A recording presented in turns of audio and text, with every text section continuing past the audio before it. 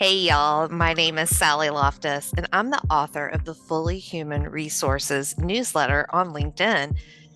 Normally, each month, I have a chat with a colleague or friend of mine about a certain human resources topic, but today we're talking about performance management, and I wanted to tackle that topic myself. So, let me do a quick introduction to me. My name is Sally. I use she, her pronouns. I'm based in North Carolina, and I have a 100% woman owned human resources consulting firm where we work on the strategy side of human resources. We help to bring positive, people positive approaches to the workplace, and we specialize in pay equity. I'm excited to join you today. I created the Fully Human Resources newsletter on LinkedIn because I see so much of our humanity being sucked out of the workplace.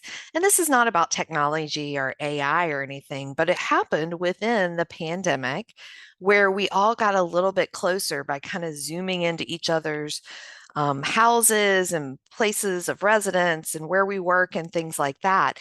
And now I see a lot of workplaces trying to take that humanity out or act like we got to check that at the door. So, like I said earlier, I cover a different topic every month. And this month is performance management.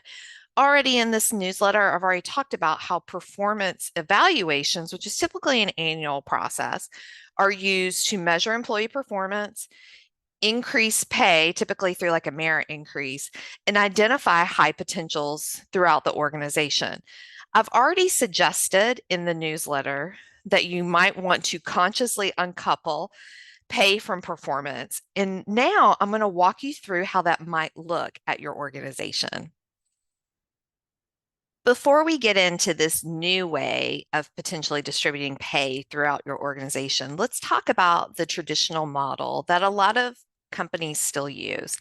It's usually an annual performance evaluation. Sometimes there may be like quarterly check ins, but there's an annual performance evaluation, and most organizations are using rating systems. It could be a 1 to 3 scale, a 1 to 4. I've seen from 1 to 10. And typically, what happens is that the higher the rating you get, the more of an increase you might get. And a lot of times, this is called a merit increase. And this is typically the only way for employees in an organization to increase their pay without getting a promotion or being in some type of business where there's a high dollar bonus amount. Often, when I talk to organizations about removing the rating systems from a performance evaluation and or an entire performance management system, these people kind of look at me like I've lost my mind a little bit, right? What happens if you're not giving ratings? How do you motivate employees? Well, I'm going to walk you through in this video how you can still motivate employees, but also provide a new level of predictability, a new level of transparency, and actually a new level of financial stability and sustainability for your personnel budget. So let's look at an example here. So, as I said, kind of the traditional model is there's really kind of one lane of traffic, is what I call it, for employees to increase their pay without moving positions. And that's typically through a merit increase. So, what I want you to do is to kind of consider multiple lanes to pay increases. And the ones we have here are cost of living, longevity, a growth in skills or certification, and then some kind of career growth. And what I'm going to do is I'm going to walk you through each of these lanes and how you can use those to actually motivate employees. First, let's look at cost of living. That may be something that has been on your radar more in the past few years, but it's really important for you to look at cost of living and as an organization to decide how you're going to address cost of living, especially going forward. Are you going to keep up, like if you're in the United States, if you're going to keep up with what the Social Security Administration annual adjustments are, which can kind of be all over the place sometimes. Are you going to have a standard one? Maybe it's 4, 5, 6%. And then I'm also seeing some organizations that may actually give a greater cost of living increase to more entry level folks versus kind of, it cascading down up into the different tiers of the leadership team. So there's a lot of different ways you can do this. Now let's look at the lane of longevity.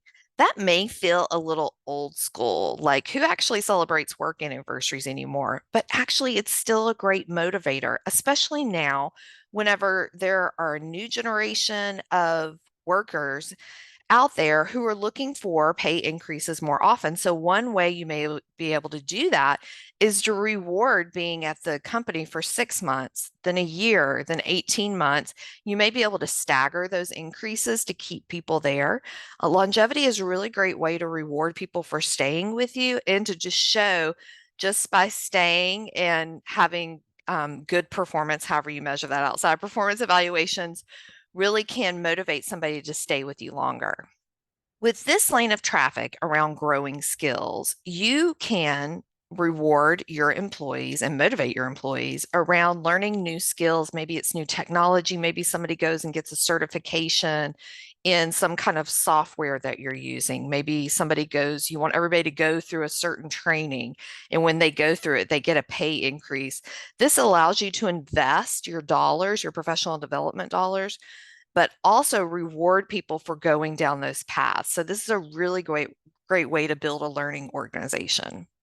This next lane we're looking at is a little bit like a stair step between maybe somebody going to the next level of a role or maybe getting a promotion. So this is really a job expansion. So maybe it's typically a job expansion is going to be a change in more than 25% of a person's responsibility. So maybe it's somebody taking an interim role for 6 months because you're going to hold on hiring. Maybe it's somebody who you've just added a new project, you're going to do this, and that's changed enough of their role to really determine a different pay increase. And typically, what's going to happen if it changes enough is you may have to go do a salary review, or if there's some of that job that's already within your organization, you can use an internal salary to benchmark these. Let's look at the ways this helps an employee and also even your organization and even the people who want to work at your organization. First, with this kind of approach, you see it's like a pay grid, and the employee has a clear understanding of how to increase their pay with your organization within this framework. There's not a lot of guessing, it's very clearly stated on this framework.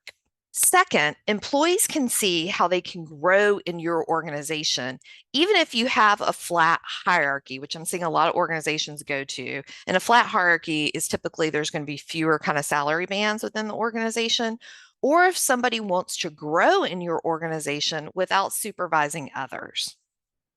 So, as I said earlier, employees can find a new level of predictability within this kind of framework. There's a new level of transparency, but also for the organization, there are benefits. You can more accurately predict your employee budget expenses because you know when anniversaries are going to happen, maybe when you can afford to offer certification courses, and when some interim opportunities might happen for people.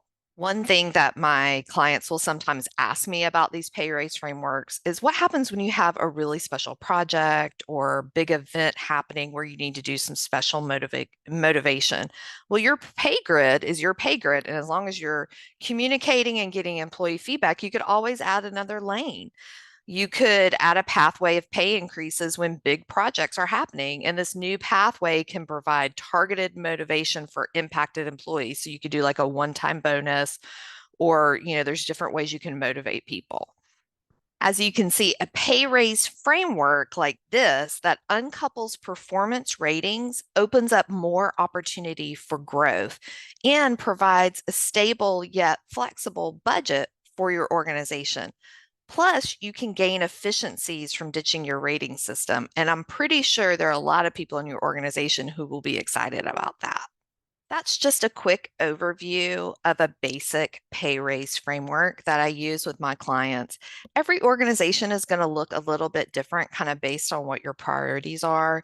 For instance, work experience, based on how many salary bands you have, you might need to have longer parts of work experience across your pay raise framework. It just varies, but this is something that you can kind of take and start using and start having conversations about uncoupling pay from performance, but also offering more predictable and transparent ways for your employees to increase their pay. Before you go, let me give you 3 little bits of advice for doing this kind of work. Number 1, you want to be intentional about your why. Why are you doing this kind of work? And really communicate that out. 2, ask for employee feedback. It's super important for employees to be involved in this process. And 3, be transparent about what you're doing when you're able to be transparent for that, and ask for employee feedback on your new pay raise framework. See if they can kind of determine salaries based on the framework. They're going to have insights that maybe you've overlooked. If you have any questions on how to do this work, I would love for you to contact me. Loftis Partners is here to help you. We are a firm that works with clients all over the world in all kinds of different situations. Good luck.